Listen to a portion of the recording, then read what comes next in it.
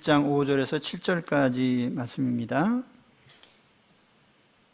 한 절씩 교대로 읽겠습니다. 우리가 그에게서 듣고 너희에게 전하는 소식은 이것이니 곧 하나님은 빛이시라 그에게는 어둠이 조금도 없으시다는 것이니라.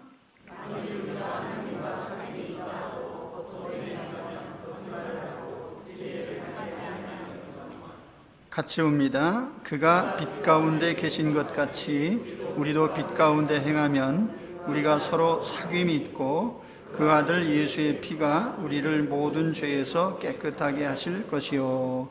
아멘. 읽어드린 말씀, 하나님은 빛이시라는 제목으로 말씀을 나누겠습니다. 본문은 세 가지 대지로 나눌 수가 있습니다. 첫째는 하나님은 빛이시라. 그리고 둘째는 빛이신 하나님과 사귀면서 어둠 가운데 행한다면 어떻게 되는가. 그리고 세 번째는 빛 가운데 행할 때 나타나는 우리 삶의 결과에 대해서입니다. 이 순서대로 말씀을 드리겠습니다. 첫째로 하나님은 빛이시라. 5절에 보면 우리가 그에게서 듣고 너희에게 전한 소식은 이것이니, 사도가 주님으로부터 듣고 전한 소식은 곧 하나님은 빛이시라, 그에게는 어둠이 조금도 없다 라는 말씀이에요.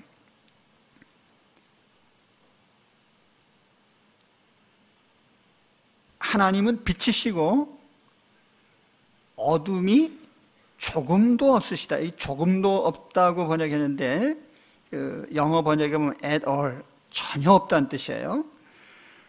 성경에서 빛이 나타내는 개념들은 아주 다양하죠. 하나님께서 창조 때에 처음으로 첫 번째 만드신 것이 빛이죠. 빛이 창조될 때에 어둠과 구분이 됩니다. 어둠은 따로 창조한 것이 아니고 빛이 없는 곳이 어둠이에요. 그래서 성경에 보면은 빛과 어둠에 대해서 여러 가지 대조적인 내용들을 말씀하고 있죠. 자, 빛이 하나님을 의미한다면 어둠은 마귀를 의미합니다. 빛이 생명을 의미한다면 어둠은 죽음을 의미하죠. 빛이 진리를 의미한다면 어둠은 거짓을 의미합니다. 같은 맥락에서 빛과 어둠은 선과 악, 의로움과 불의, 신앙과 불신앙, 성결함과 더러움을 대조하는 이런 내용으로 성경에 사용되고 있습니다. 전반적으로 하나님 자신이나 하나님께 속한 것은 다 빛으로 말씀을 하죠. 사도 요한은 하나님 자신을 빛이라고 했어요. 하나님은 빛이시라 오늘 이런 말씀했지만은 예수 그리스도 자신이 그리스도 자신을 가리켜서 나는 세상의 빛이라 그렇게 말씀했어요. 나는 세상의 빛이다.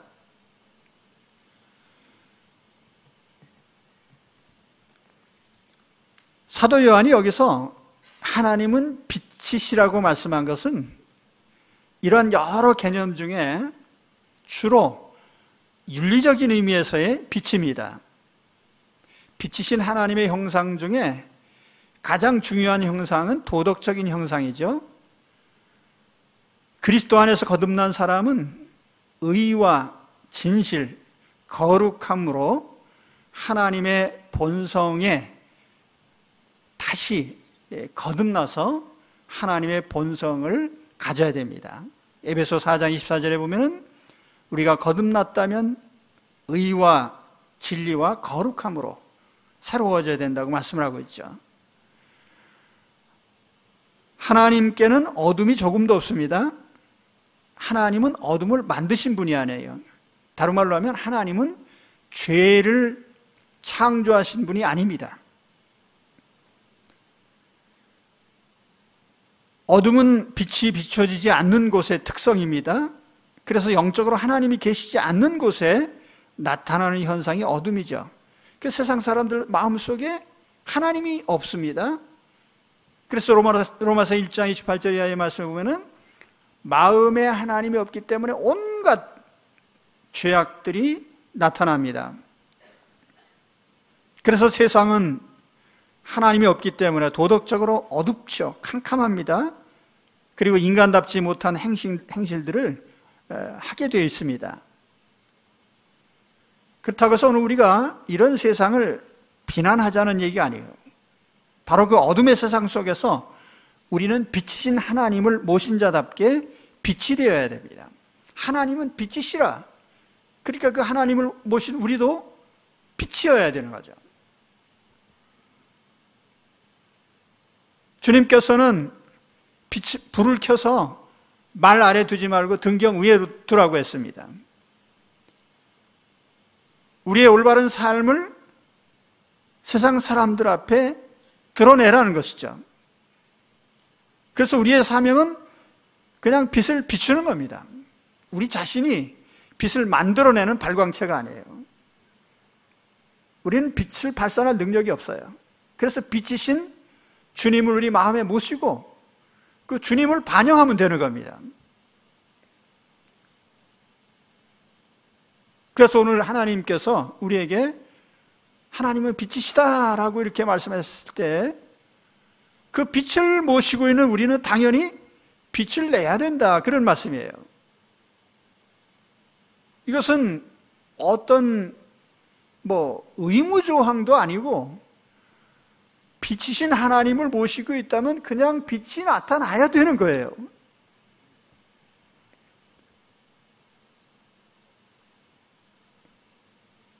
그리스도인들이 자주 하는 기도 중에 빛을 비추게 해달라고 하는데 그 기도는 바꿔야 되죠. 주님을 모시고 주님과 함께 하게 해달라고 기도해야 됩니다. 주님을 모셨다면 당연히 빛이 나타나는 거니까요. 두 번째 주제는 하나님과 사귀면서 어둠 가운데 행하면 어떻게 되는가. 그래서 2절에 보면 만일 우리가 하나님과 사귐이 있다 하고 어둠에 행하면 거짓말을 하고 진리를 행하지 아니하거니와, 이게 어떤 가정법을 쓰고 있어요. 만일이라고 하는, 우리가 하나님과 사귐이 있다 하고 어둠에 행하면, 이제 그 가정의 내용은 그런 겁니다. 하나님과 사귄다고 주장을 하는데 그런 사람이 빛된 행실을 하고 있지 않다면 그거 어떻게 평가해야 되느냐. 여기 만일 우리가라는, 우리라고 하는 대명사를 썼어요. 우리. 그럼 사도 요한이 여기 우리라고 표현한 것은 교회 밖의 사람들을 얘기한 게 아니에요. 사도 요한을 포함해서 편지를 쓰고 있는 사람, 편지를 받는 사람, 모든 교인들, 그 우리가 항상 주장하는 게 뭐예요? 아, 나는 예수 믿고 있어. 우리는 예수 믿는다 라고 말하잖아요.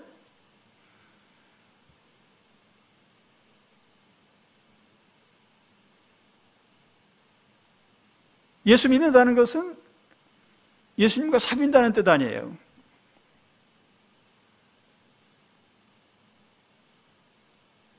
그런데 만일 신자들이 하나님과 사귄다고 하면서 어둠에 행한다면 어떻게 되느냐?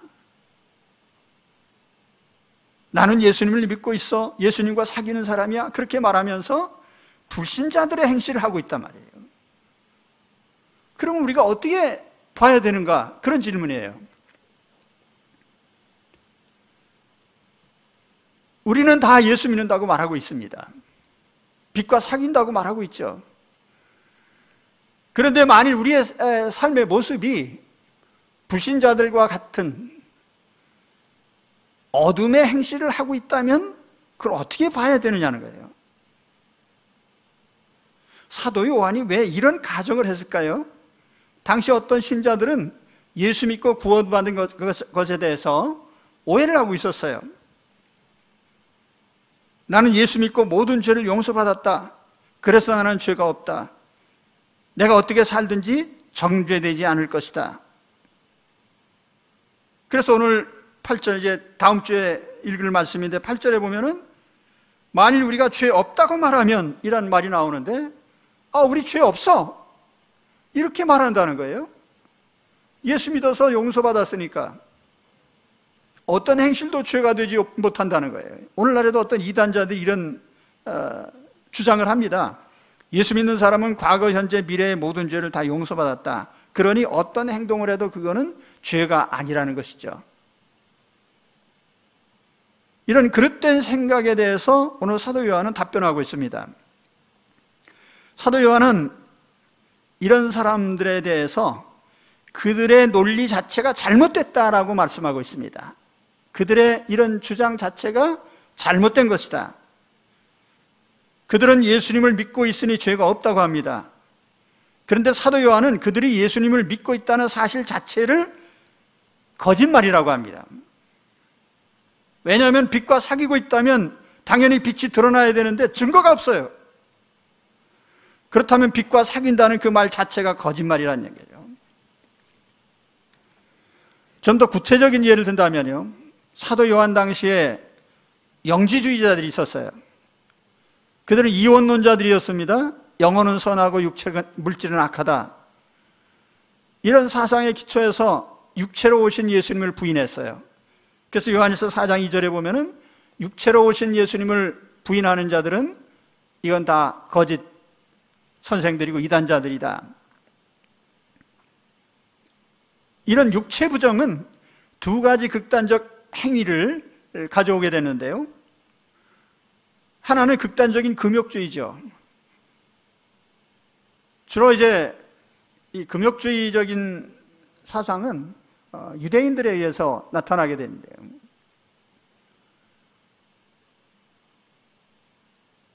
또는 이교적인 풍속 가운데도 그런 게 많아요. 예를 들면 불교인들이 오체투지를 하잖아요. 티베트 사람들이. 육체를 괴롭게 함으로써 뭔가 정신적으로 결과물을 얻어보자. 육체를 학대하는 것은 결코 하나님의 뜻이 아니에요. 육체는 무가치한 존재가 아닙니다. 육체가 소중하니까 인간을 만드실 때 하나님 형상을 닮아서 영혼을 만드시고 육체를 만드셨어요. 육체가 소중하니까 그리스도께서 사람의 몸으로 오셨고 인간의 육체를 부활시키시기 위해서 무덤에서 부활하셨습니다. 육체를 학대하는 것은 분명한 죄악이죠. 또 다른 한 극단적인 것은 쾌락주의예요. 육체의 삶과 영혼의 삶은 아무 상관이 없다고 주장을 합니다. 그래서 영혼이 하나님과 함께 있으면 그 육체는 그냥 없어지고 무가치한 것이니까 육체가 원하는 대로 내버려둬라. 여기에서 나온 것이 반도덕주의예요. 육체가 영혼과 상관없으니까 육체 하는 대로 내버려둬라.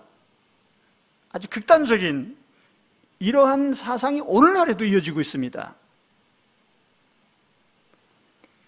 베드로 사도는 이러한 잘못된 사람들에 대해서 아주 준엄하게 책망을 하고 있어요. 베드로 후서 2장에 보면은 그러나 백성 가운데 또한 거짓 선지자들이 일어났나니 이와 같이 너희 중에도 거짓 선생들이 있으리라. 그는 멸망하게 할 이단을 가만히 끌어들여 자기들을 사신 주를 부인하고 임박한 멸망을 스스로 취하는 자들이라. 여럿이 그들의 호색하는 것을 따르니, 호색한다는 건 음란한 짓을 하는 거죠. 방탕한. 이로 말미암아 진리의 도가 비방을 받을 것이요 그들이 탐심으로서 지어낸 말을 가지고 너희로 이득을 삼으리니. 이단 교주들에게 추종자들은 단지 이익의 수단일 뿐이죠. 그들의 심판은 옛적부터 지체하지 아니하며 그들의 멸망은 잠들지 아니하느니라. 특별히 육체를 따라 더러운 정욕 가운데서 행하며 주관한 일을 멸시하는 자들에게 형벌할 줄 아시느니라. 이들은 당돌하고 자긍하며 떨지 않고 영광 있는 자들을 비방하거니와, 그러나 이 사람들은 본래 잡혀 죽기 위하여 난 이성 없는 짐승 같아서 그 알지 못하는 것을 비방하고 그들의 멸망 가운데서 멸망을 당하며, 음심이 가득한 눈을 가지고 범죄하기를 그치지 아니하고 굳세지 못한 영혼들을 유혹하며 탐욕에 연관된 마음을 가진 자들이니 저주의 자식이라. 그들이 허탄한 자랑의 말을 토하며 그릇되게 행하는 사람들에게 겨우 피한 자들을 음란으로서 육체의 정욕 중에서 유혹하는도다.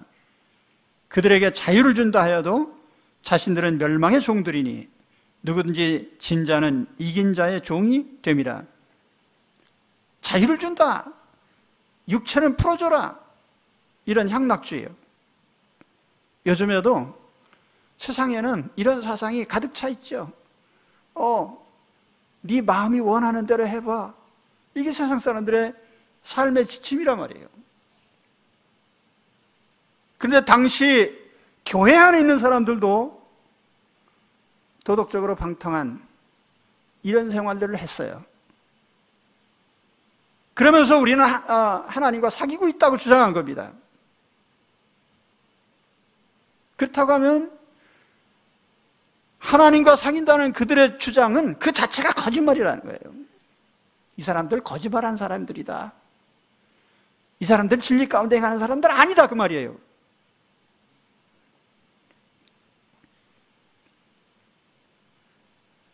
도덕성이 없고 윤리성이 없는 행실은 어떤 이유로도 정당화될 수 없어요. 예수 믿는 사람은 오히려 그들의 도덕성과 윤리성이 탁월해야 됩니다. 그러니까 산상수훈해 보세요. 진정한 그리스도인들의 도덕성이라고 하는 것은 대단히 이 세상 사람들이 추종하지 할 수 없을 만큼 탁월한 것입니다. 어둠의 세상 속에서 단 하나의 빛도 비추지 못하는 사람을 어떻게 빛과 사귀는 사람으로 인정할 수 있겠습니까? 이단자들의 특성은 도덕성이 없다는 거예요. 그래서 교주의 삶을 지켜보면 금방 알 수 있습니다. 그런데도 수많은 이단자들이, 교주들이 잘못된 길을 걸어가는데 나는 그 이단 교주가 문제가 아니라 그걸 따르는 사람들이 정말 한심하다는 생각이 들어요. 그들의 삶을 윤리적으로 판단해 보면 금방 결과가 나오는데, 그렇잖아요?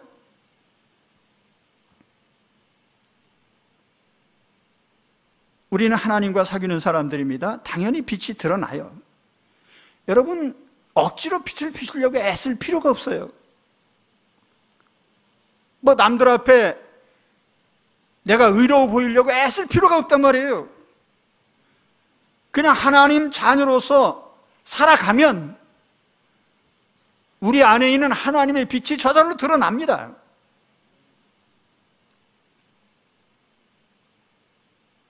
언행에 나타나고, 가정생활에 나타나고, 대인관계에 나타나고, 사회생활에 나타나고, 내가 예수님과 사귀고 있는 게 다 보이거든요. 그렇기 때문에 교회 안에서 난 하나님과 사귀고 있어 라고 말하면서 세상 사람들이 사는 삶의 길을 걷는다면 그 사람의 신앙 자체를 우리는 의심할 수밖에 없는 것입니다. 오늘 사도 요한이 얘기하고자 하는 게 그거예요. 우리 가운데서 나 예수 믿고 죄 용서받았어 라고 주장하면서 사는 모습은 죄악된 삶을 살고 있어요. 그러면 그의 신앙 고백 자체를 의심할 수밖에 없지 않느냐, 그 말이죠.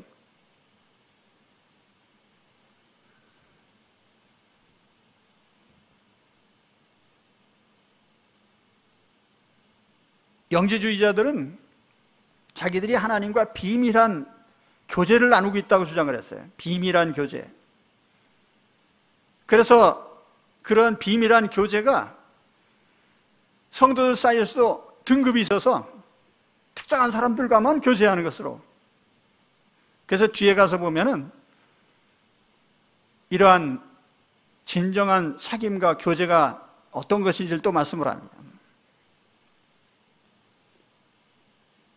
아무튼 우리는 우리의 신앙을 그의 빛된 삶으로서 증명해야 됩니다. 말로 증명하는 게 아니고요. 빛된 삶으로서 내 신앙을 증명하시기 바랍니다. 그렇게 해야 되는 거예요. 그 다음에 세 번째, 빛 가운데 행하면 어떤 결과가 나타나나? 정말 우리가 빛 가운데 행한다고 하면 어떤 결과가 나타나요? 두 가지 결과를 기대할 수 있습니다. 7절에 보면은 그가 빛 가운데 계신 것 같이 우리도 빛 가운데 행하면 우리가 서로 사귐이 있고 그 아들 예수의 피가 우리를 모든 죄에서 깨끗하게 하실 것이요. 첫 번째 결과는 우리가 서로 사귐이 있다. 신앙은 사귐이죠. 하나님과 사귀고 성도들과 사귀는, 이거 신앙입니다. 그런데 이러한 사귐은 피차 빛 가운데 있음으로써 이루어집니다. 자, 세상 사람들의 사귐을 보면 불완전해요. 그 이유는 투명성이 없기 때문이에요. 사람마다 진실성이 없어요. 위선과 허세가 가득합니다. 그래서 세상 사람들을 만나면 항상 먼저 자존심 내세우고 자랑하고 잘난 척하고, 그런 사람들이 제대로 된 인간관계를 맺을 수 있겠습니까? 참 성도들은 언제나 투명성 있는 사람들이에요. 빛에 의해서 드러난, 삶이 드러난 사람들이죠. 그러므로 당연히 서로 투명한 교제를 나눌 수가 있습니다. 만일 오늘 내가 바른 인간관계를 맺지 못한다면 그 원인은 투명하지 않기 때문인 줄 아셔야 됩니다. 밝은 조명 아래 서 보십시오. 내 자신의 모습이 다 드러납니다.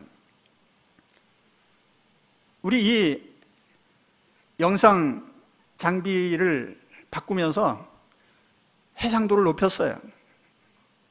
그랬더니 얼굴에 뽀드라지는 것까지 다 보여가지고 그날 면도를 제대로 하고 나왔는지 다 보입니다. 그래서 어떤 분들은 화장을 하세요. 난 지금까지 얼굴에다 화장품 바른 적이 없어요. 선크림 이런 거 바르면 눈 쓰리고 끈적끈적하고 그래서 아주 싫어합니다.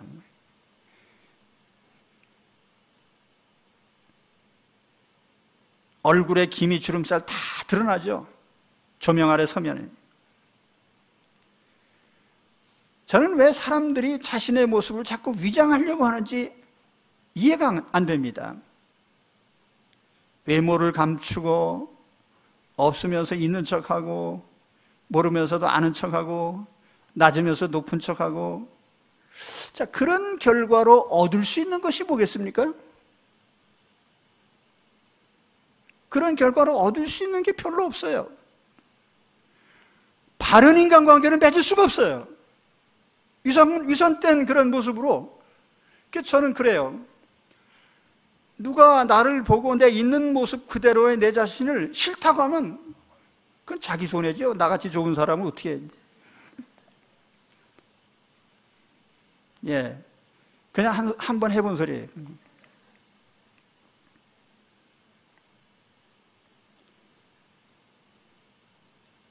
제가 대학 졸업할 때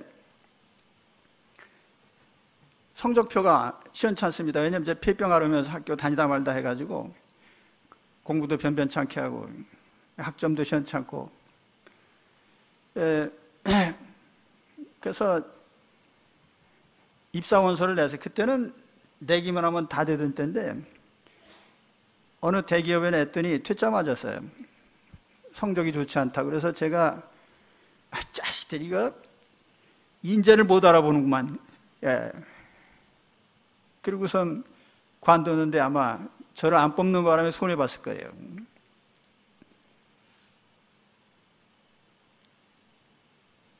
있는 모습 그대로 해서 좋다고 하면 좋은 것이고 싫으면 할 수 없는 거죠.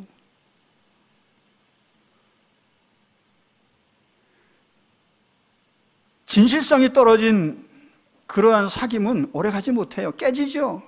부부도 깨지고 친구도 깨지고 교회도 깨지고 내 자신을 밝은 조명 아래 놓아보시기 바랍니다. 있는 그대로 보여주십시오. 거기에서 진정한 교제가 시작이 됩니다.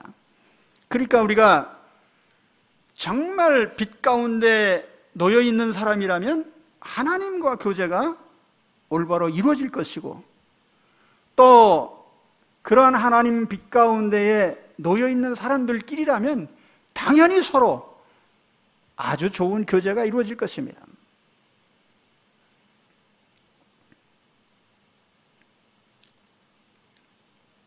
저도 오늘 이 점을 강조하려고 합니다. 우리가 그리스도 안에서 서로 교제하려면 빛 가운데서 투명해야 돼요. 어떤 주석에 보니 자신의 교제 지수, 내가 얼마나 교제를 잘할 수 있는가 하는 교제 지수를 평가해 보라고 했습니다.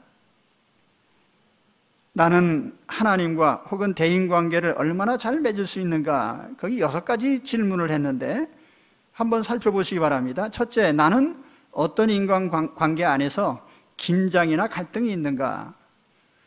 긴장이나 갈등이 있다면 반드시 해소해야 돼요.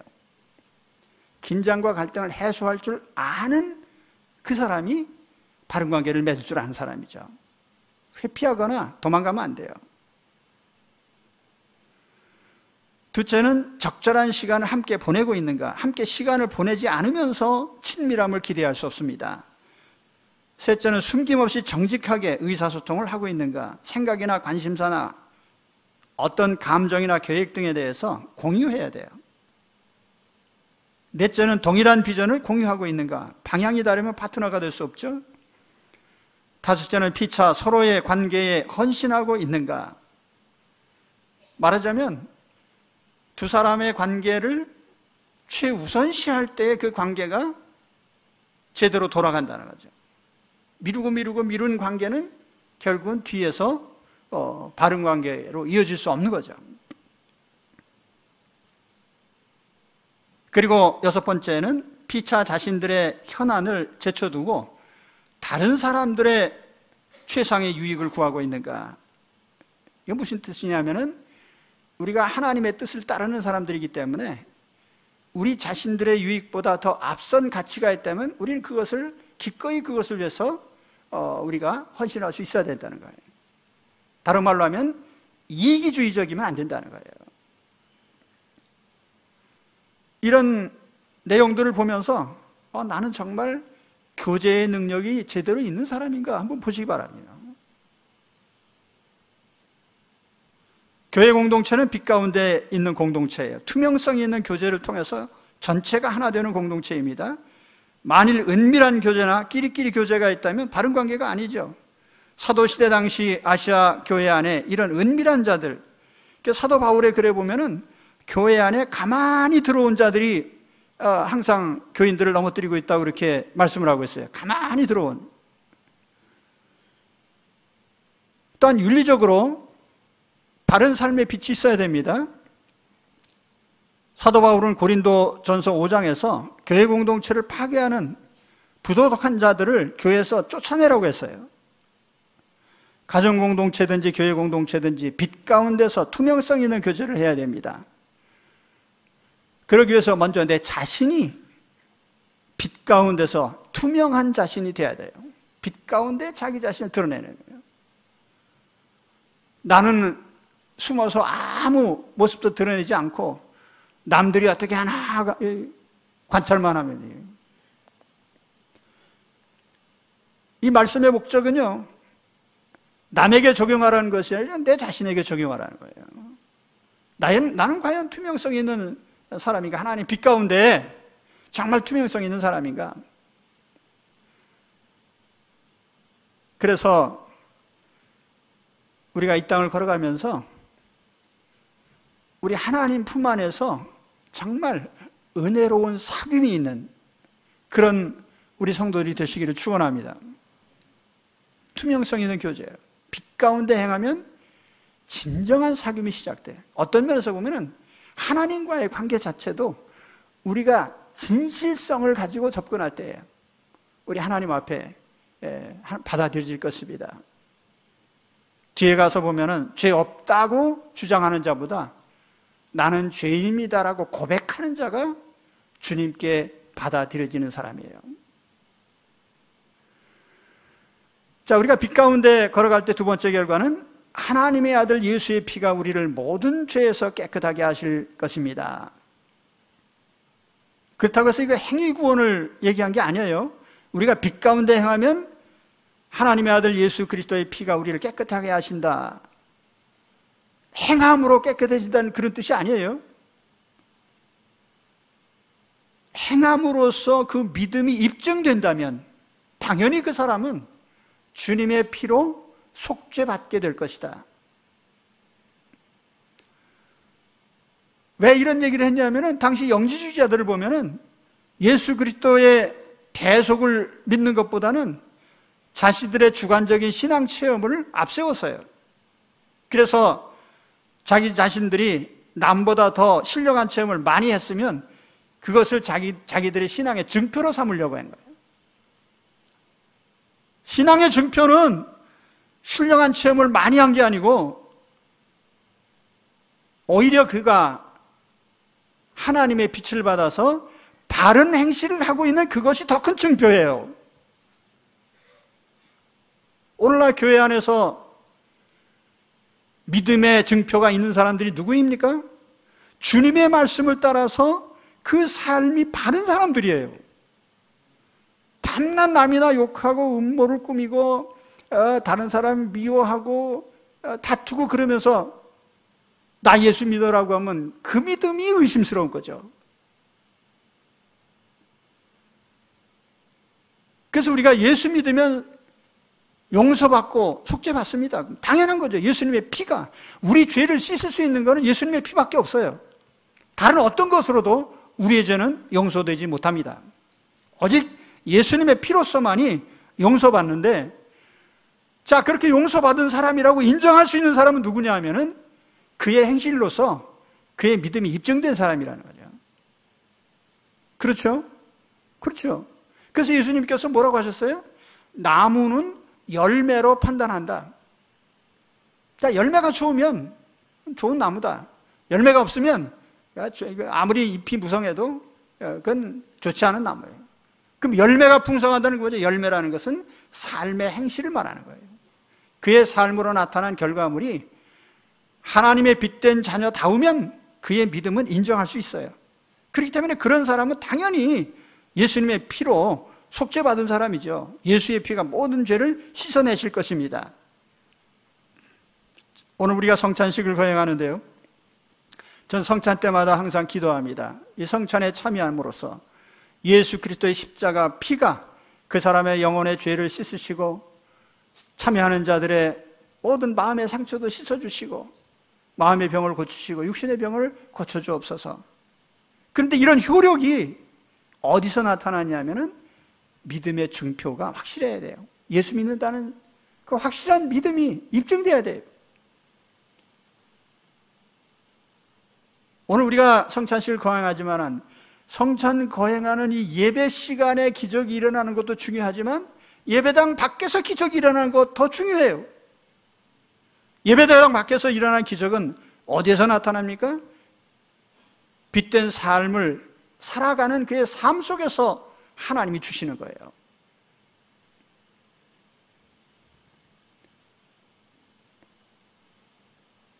이단자일수록 예배당 기적에 치중하죠.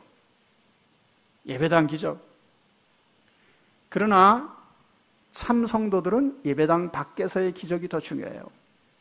우리의 삶의 모든 과정 중에 하나님의 기적들이 나타나야 돼요. 거기에서 하나님의 자녀다운 하나님께서 주시는 각종의 표적들이 나타나셔야 됩니다.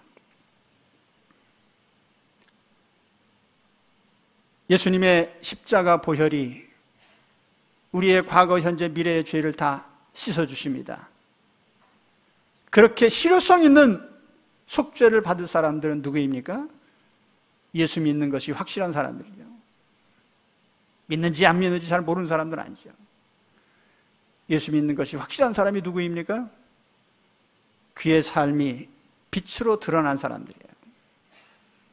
그래서 오늘 우리는 우리의 신앙을 입으로 입증하기보다는 삶을 통해서 입증하는 분들이 되시기 바랍니다.